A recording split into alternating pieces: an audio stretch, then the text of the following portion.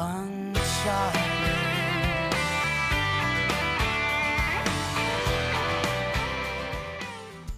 How long have you specifically been here with Arrowmont? Well, that's a good question, because I first took a workshop here 32 years ago. Okay.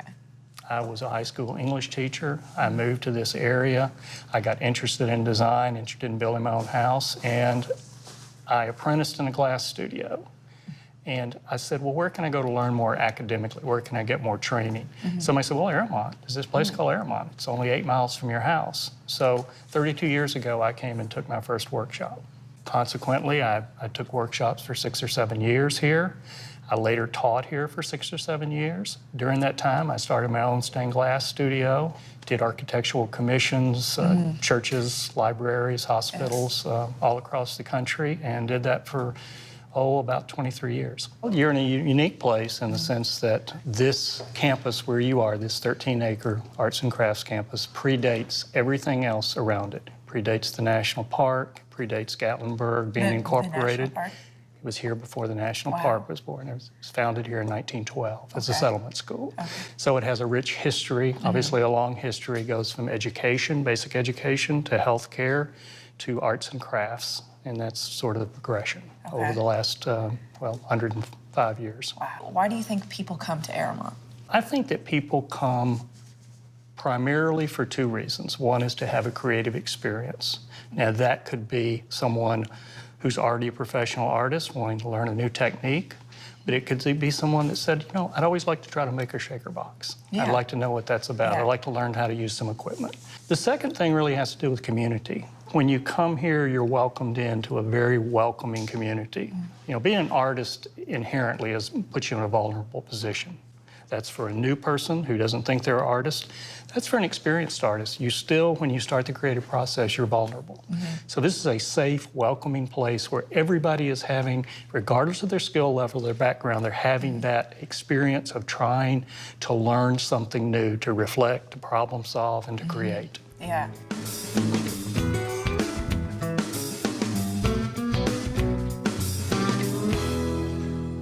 These are shaker boxes. They come from a religious sect that started in about this late 1700s. That came over from England. They had started in England. They had a lot longer name than shakers, but it got simplified down to shakers. All right, I like simple. Yes.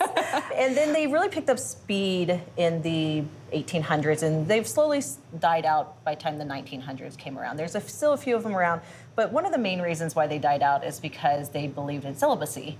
So they were really hardworking groups of people in agricultural and living and in furniture. That's really where they excelled. And one of the smaller things that they did, or the not really furniture, were boxes. And these are a lot smaller, but they did a lot bigger boxes, and this is what they kept their stuff in. This is their Tupperware of the day, or...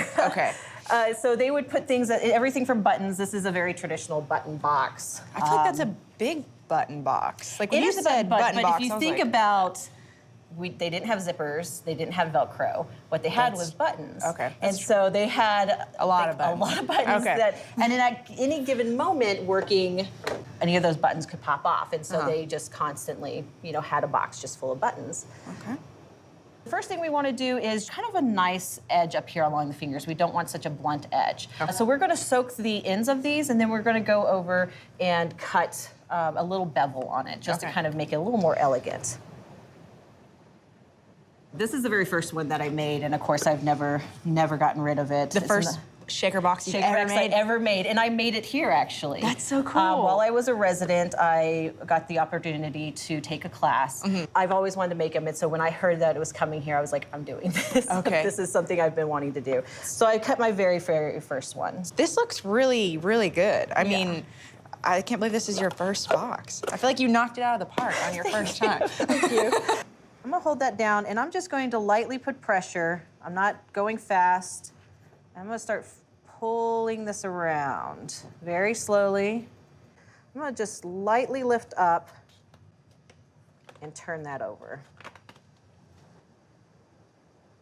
Do you find that you get a lot of women that want to come take the woodworking class? We have quite a few women every week who come in and take a class. Every once in a while, it's almost a full class of women. Really? In the woodworking, and the same with the turning. It really depends week to week and who's teaching and what they're teaching. You do find that women do kind of want to lean towards one specific type of thing than the other. Yeah. But we had a table making class and we had a spoon carving class, our last 2 classes, and those had mostly women, 90% I would say. That's so cool. Ones we're doing are number 2s. Okay. So we're gonna take these. Our next step is we need to sand this to, flip that over, so that our piece fits in there.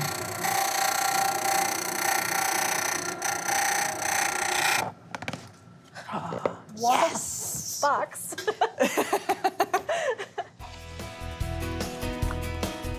$59.99. While the folks that create on this campus are equally adept at finding new forms as they are at forging new friendships, it's only taken me a few hours to see that this is about a lot more than fine art. It's about finding a home for your skills, senses, and soul. And since the classes are in constant rotation, you can keep coming back to your heart's content.